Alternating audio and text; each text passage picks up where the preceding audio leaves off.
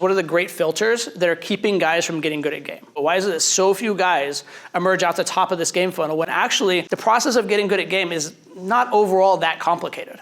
I mean, you go out, you do approaches, you apply some science and reasoning and logic to your approaches, you keep improving. Why is it that guys don't get good? Here are the places I see people get stuck. The places where I see people get filtered out and they just end their progress and they never make it past them. The first great filter in game, honestly, is not realizing that game is even a thing. And this is where I would say 90+% of the male population is. They don't realize that game is even a possibility. They think that it's just either you're destined, you have your star-crossed lover, and when you meet them, you'll just connect based on who you are, or maybe you're already as attractive as you can possibly be, and you just are who you are. You can't increase your attractiveness. You either have it or you don't. People say that about charm. You're either charming or you're not. I'll give you the crazy story of this one. Was an early boot camp that I taught. I think it was early 2000s in Amsterdam. And we were, me and several coaches were doing approaches, getting the students doing approaches, and guys were getting crazy success, right? The coaches looked great. The students were getting, going from not getting, barely being able to talk to getting great interactions, getting phone numbers, et cetera. And there was this one guy that he just couldn't believe it. He couldn't wrap his head around it. He came up to one of the people it was me and some other people running the program. He came up and he said, "I want a refund." And I'm like, "Okay, what? Why is this?" He said, "You guys are faking this. You guys have paid off all these girls to you guys have paid off all these girls to give you the responses because what I'm seeing is not possible."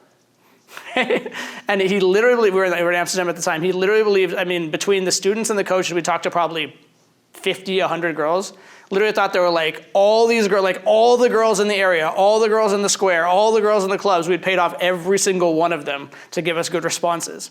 Because to him, that was somehow more believable and more acceptable and more reasonable than that game was actually working. Because as soon as you realize that game exists, well, now you have the choice of either doing it, which is really hard, or potentially hard or daunting or scary, or accepting that you are willingly failing and you are willingly letting yourself down, which is also a very, very tough thing to accept. So I think that a lot of people, if you've lived your life a long way not knowing game exists and not trying to improve yourself and not trying to succeed in this area, it is sometimes easier to just kind of dismiss it or act like it doesn't exist. So the first one is not realizing that you can approach girls and not having that be a thing. The second is the guy who just blindly approaches, right? If you ever go to a bar, you'll see a lot of drunk guys approaching girls. Right? And they don't have a process, they don't have a plan. Their plan is, I'm gonna get drunk and I'm gonna approach. And in fact, I have a lot of guys and students, I say have you ever slept with girls from cold approach? Oh no, there was this one time when I got drunk on vacation or whatever, right? And that's their method is, hope, right? Numbers, game, and hope. And they never analyze it, they never think about it, they never, take that next step.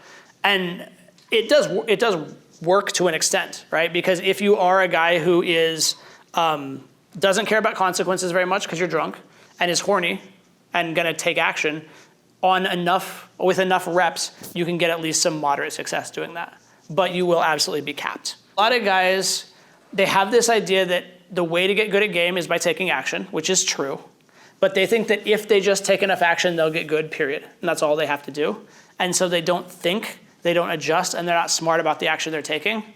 Also, sometimes they're not even playing to win. They get so much into this idea of playing to learn that they're not even trying to get a result in the individual cases. Right? So a craziest example of this was my first wingman I ever had. I met him in Albany, New York, and he was dedicated. He wanted to get good at this like you wouldn't believe. He was so dedicated, he did 12 approaches every single day. Every single day, 12 approaches. That's a lot. And he did that for over a year. And if he hadn't done his 12 approaches, by the end of the day, he would drive around late at night and go to the bus station, the train station, Dunkin' Donuts, and go find someone to talk to because he would find a way to get 12 approaches. He was religious about it. You would think this guy got really, really good. He did not. The reason he did not get good is because he did his 12 approaches he was trying to check them off a list and get through them. And he went and did the same approach every single time. He didn't adjust it, he didn't change it. And then he was so busy doing the approaches that when he did get random occasional phone numbers, he wouldn't follow up with them because he's too busy doing approaches. Because he was focused on the learning, not on actually getting a result, not on following through, not on actually thinking and improving. He was just going through the motions, right?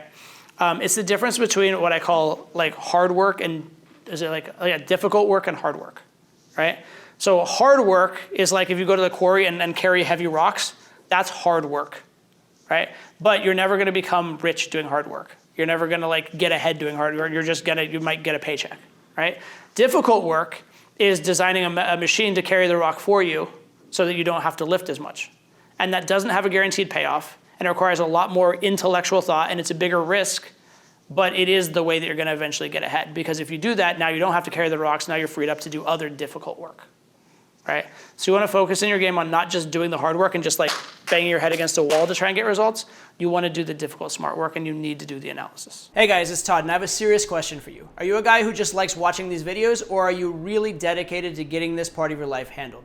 Because if you're the second type of guy, I have big news for you. My brand new live event, the Unfiltered Tour, is coming to a city near you. This is a full-day live event for men who want to master real-world cold approach and build core confidence for life. I'll be going in-depth on game's most powerful topics. Topics such as opening, hooking, sparking attraction, building value, talking to the hottest girls, and building relationships. As well as topics I can simply never address online without massive censorship. This isn't gonna be me just standing on stage talking at you. Together, we're gonna break down some of my best unfiltered infield footage step by step with no stone left unturned.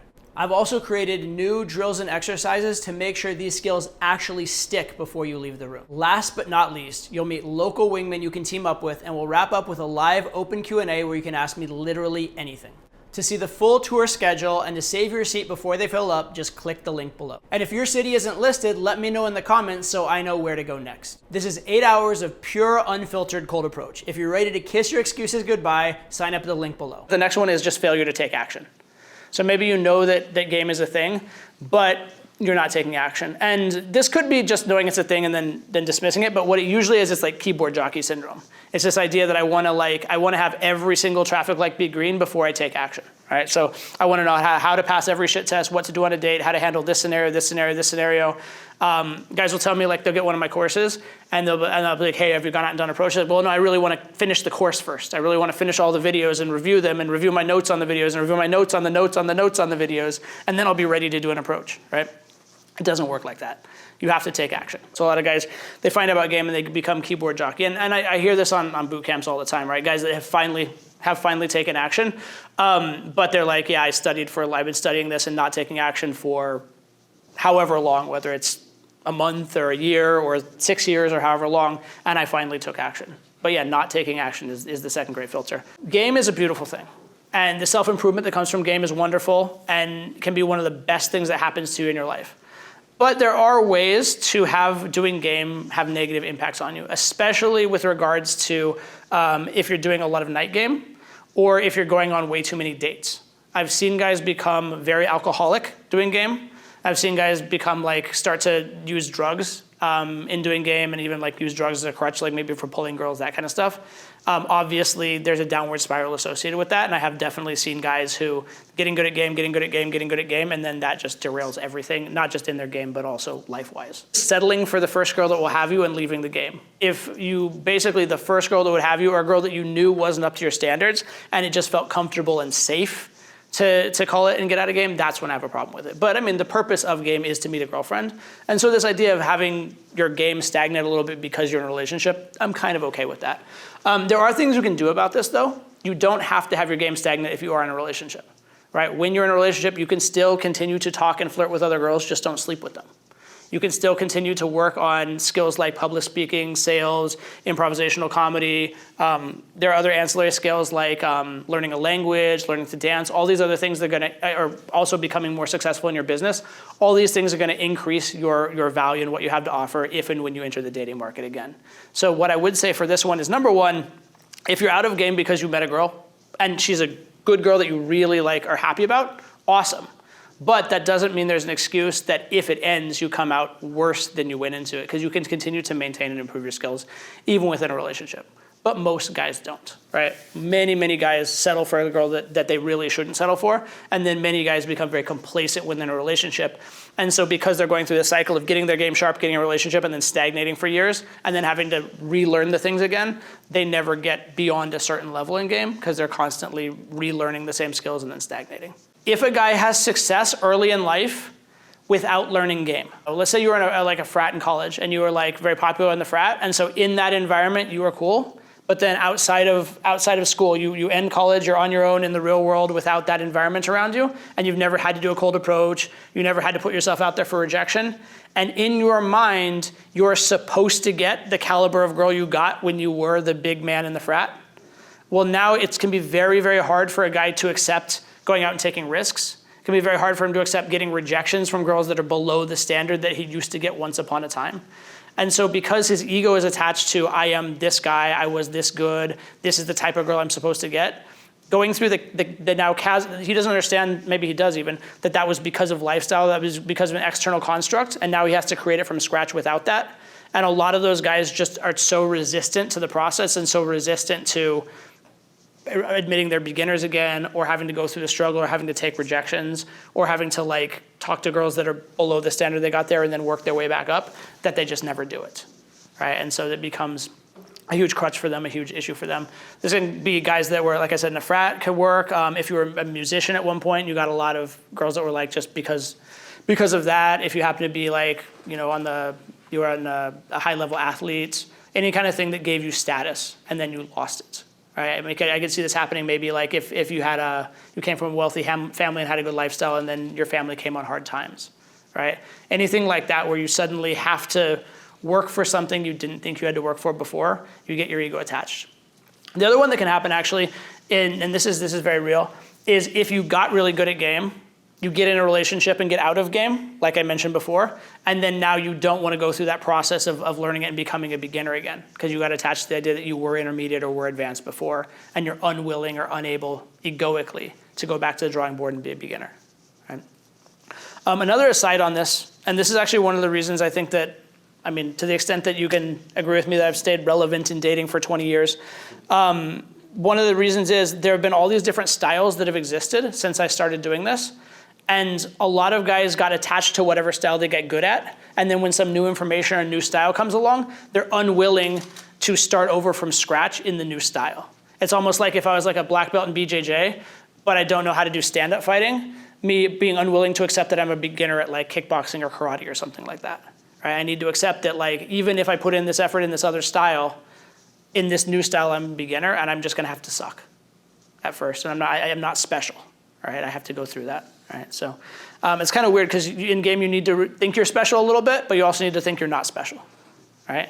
You are special and you're high value and the girl should like you, but you're also not deserving a result just because you showed up, and you don't get to like have the process be easier than for any other guy. This is one where like you probably need a coach or you need someone that knows more than you to help you get through it in a lot of cases. There's this concept that I call leveling. Certain things in your game work really well up to a certain level, and then they fail beyond that level, and that's because they're very honest signals of your level. So if you as a man, your value is like at like a 6, and you have a behavior that screams, I'm an 8, well, when you're a 6, that behavior is helping your game tremendously. It's gonna make girls more attracted to you. Girls may even call out that was something they really liked that you did. But as your value increases, you go from a 6 to an 8 to like an 8.5 or a 9, and you're still doing this 8 behavior because you've ingrained, this is a good behavior, this is good game, this is what I do. Well, now that same behavior that was helping you is now holding you back, right? And this exists in all kinds of endeavors, right? So I was a soccer player. A leveling behavior would be like at a youth level, right? If you're just a big athletic kid and all you do is every time the ball comes, you just like kick it upfield as far as you can. At a low youth level, you're a really good player doing that. Just being in the play, being aggressive and kicking the ball upfield, you're helping your team a lot. But if you're gonna progress to like a high school level, college level, professional level, that's not soccer anymore, right? You need to be asking much more of yourself. And if you don't get rid of that behavior of just blindly kicking the ball upfield, you're never gonna progress to higher levels.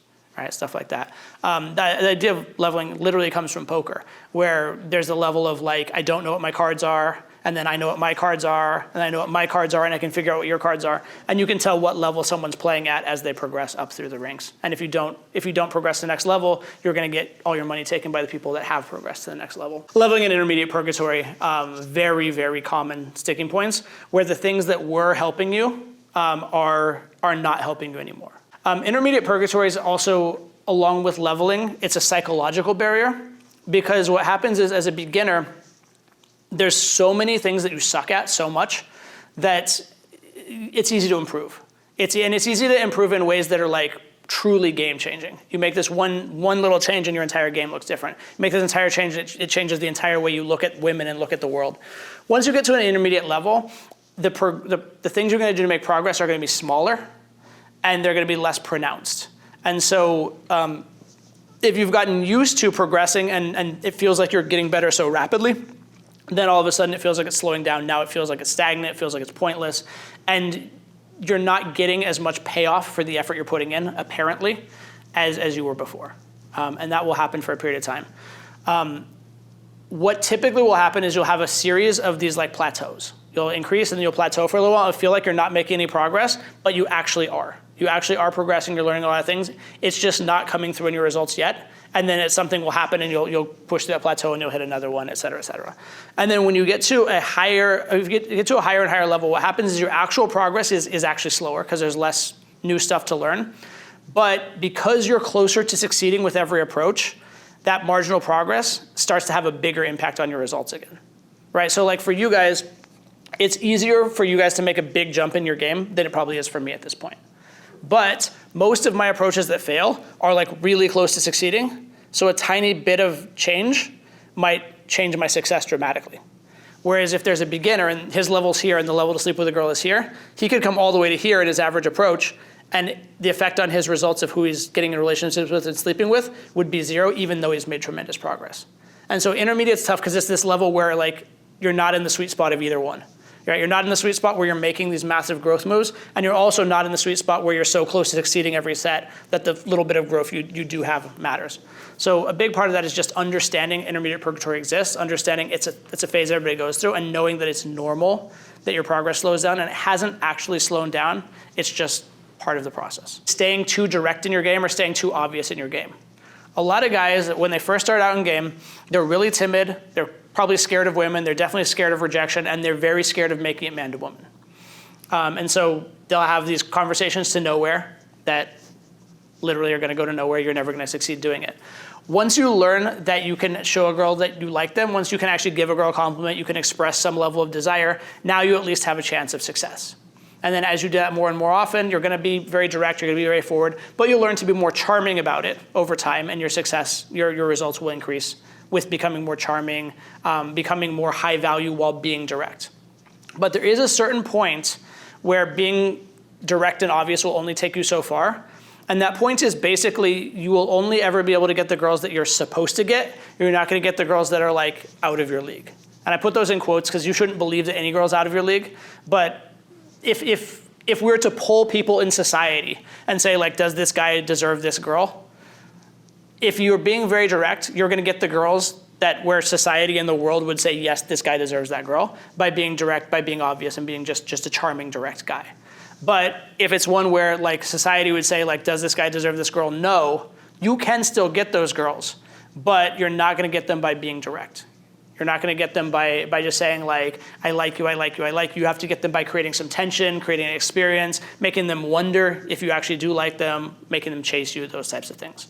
All right, and so that transition, and especially if you learned as a beginner, again, I didn't show interest, I started showing interest, that worked for me. At some point, you need to realize that what got you here is not necessarily what will get you to the next step. And this is why leveling is so insidious, is because it usually is something that actually has worked for you in the past that you're gonna need to unlearn. If you learn the techniques of game without learning the underlying why, because part of game is having a game plan and knowing what to do, but part of game is learning how to think. Right? It's very important that you learn how to think. This is why at the end of my boot camps, I always tell students what to do after boot camp and how to get through their future sticking points.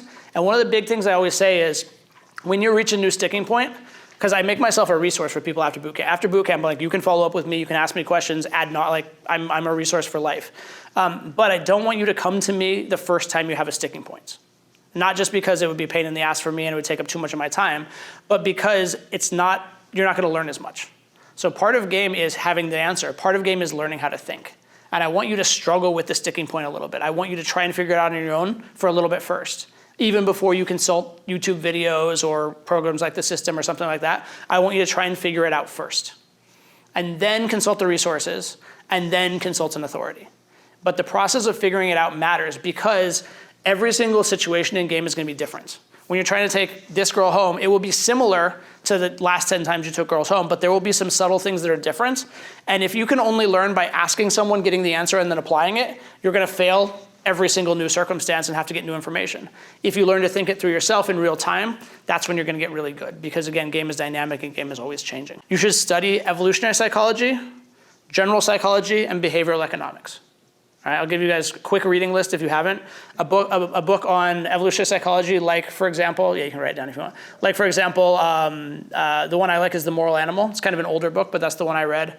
But there's lots of good ones, evolutionary psychology. There's probably some newer ones that are maybe even more updated, but read something on evolutionary psychology if you haven't, right? Understand how we became what we are, how sexual selection works, why we are psychologically what we are based on evolutionary incentives.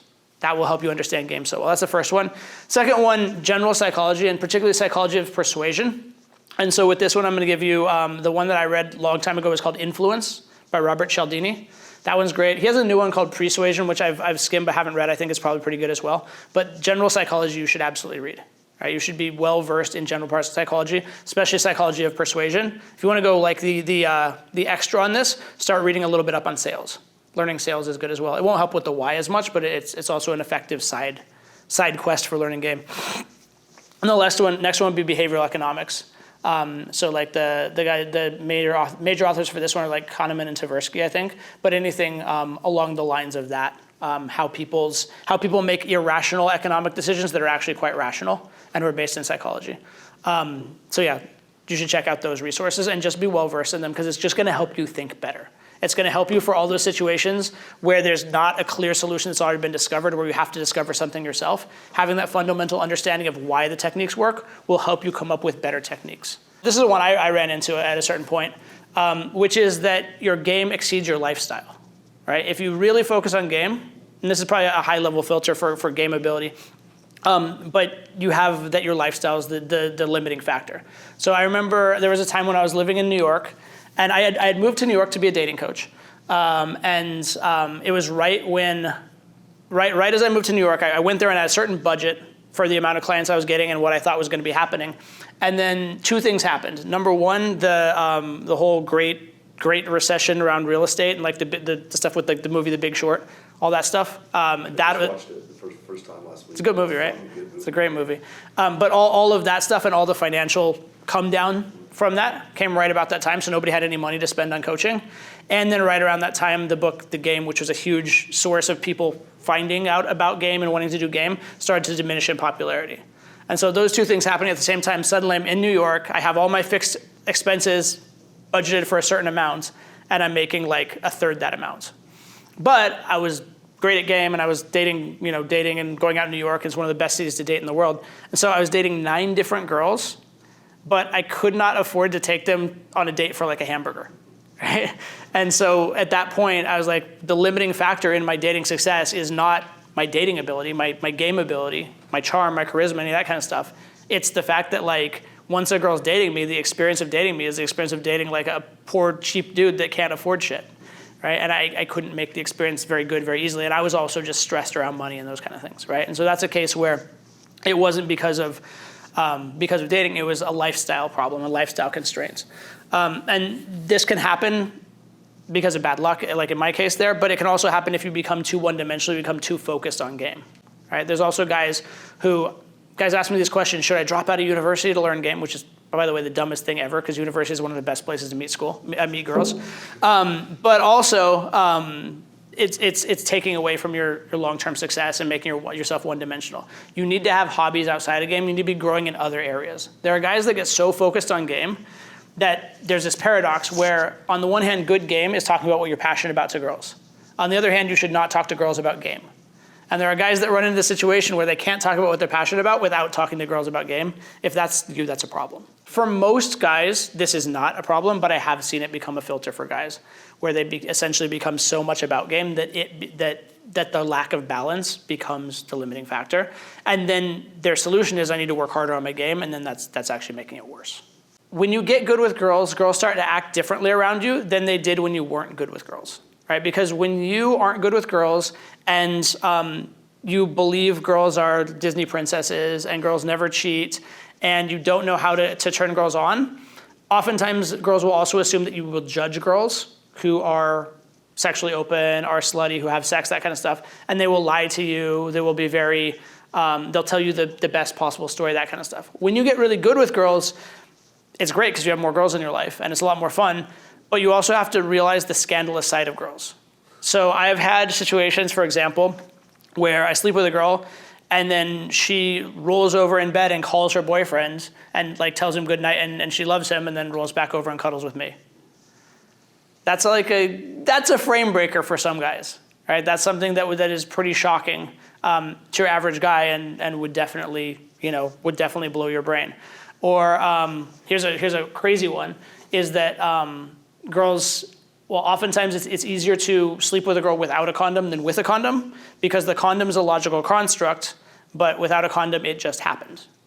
And so that's already brain-breaking enough. But you want something that's double brain-breaking? That exists even more when the girl has a boyfriend. Girl with a boyfriend, more likely to want to sleep with you without a condom than with a condom because the condom says sex is about to happen. Without a condom, it just happened. So I had a coach a long time ago who he came from a very sweet family background. He would call it like as you get better at game, or guys that get good at game, he said you're a little bit dead inside. Just a little bit, right?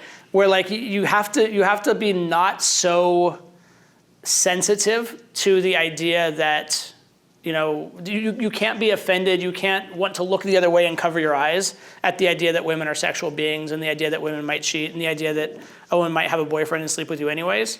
Because if you are, you're not going to get the results. But you have to somehow do this, you have to somehow become dead inside in the right way without hating women for it. And some guys become very female hating. They become very judgmental, very female hating. And this is another reason why learning evolutionary psychology and these other things help, is that you can understand where this is actually coming from and that women are not evil for acting this way. It's just their genetics, that kind of stuff. But yeah, you need to become non-reactive in a way and kind of like a war veteran who's kind of seen it all, but without hating the world. And that's a tough balance for people. And I've seen a lot of guys kind of go off the deep end and become, again, woman hating or woman judging. And then that massively either decreases their results or decreases their ability to have healthy relationships, makes them very suspicious of women, that kind of stuff. So that can be a huge filter, is managing that paradox of knowing the truth about women and still loving women. Accepting bad advice as gospel, right? If you get some bad advice early on, it can really, really screw you over. And I'll give you an example. This one thankfully only held me back for about 6 months. And it helped me in a way, but it still held me back for about 6 to 9 months, I would guess.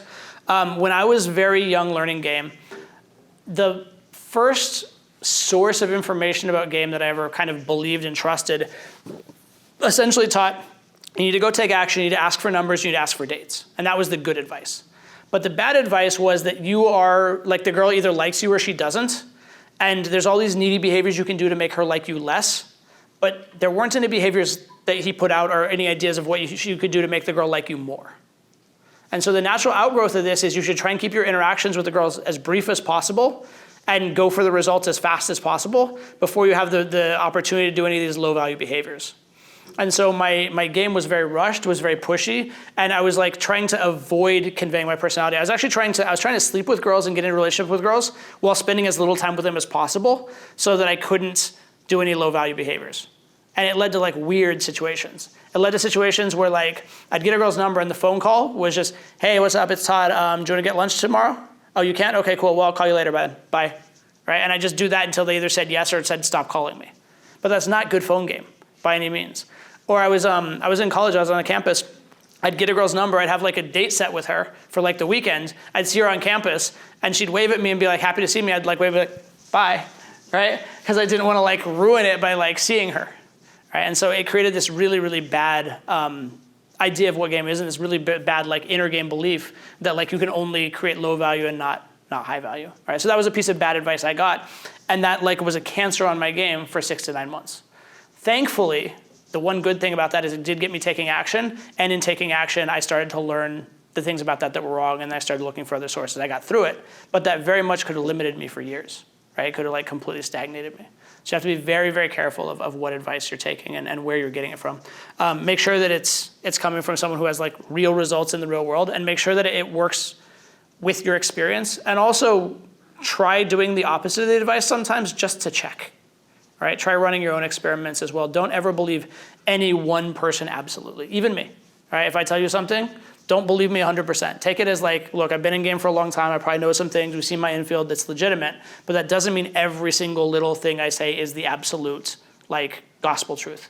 I may be wrong on some things. Use your own judgment. So I guess that was a very technical presentation of some inner game stuff, but hopefully you guys can relate to a lot of these things. Hopefully you guys have come up across some of these as actual hurdles and obstacles and barriers in your own game. And I know some of you guys recognize some of them as well.